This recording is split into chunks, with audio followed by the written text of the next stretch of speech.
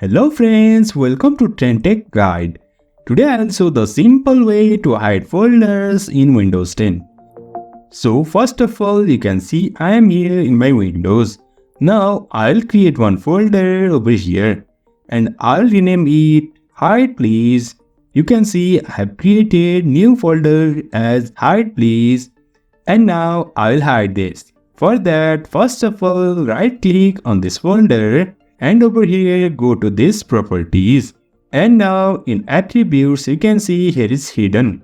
Click on this, now apply and OK, and you can see our folder is hidden. So in this way we can hide a folder in Windows 10. Now to get this back, first of all go to this PC and now to file and now choose folder and source option. And over here you can find this view. Click on this and go to this show hidden files and folders and now apply and OK.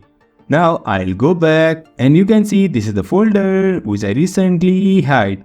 Now to get this back, right click, again go to properties and uncheck this hidden, apply and OK. And you can see this folder is unhidden. So in this way we can hide a folder and also get back. So if you find this helpful, don't forget to subscribe. Have a good day.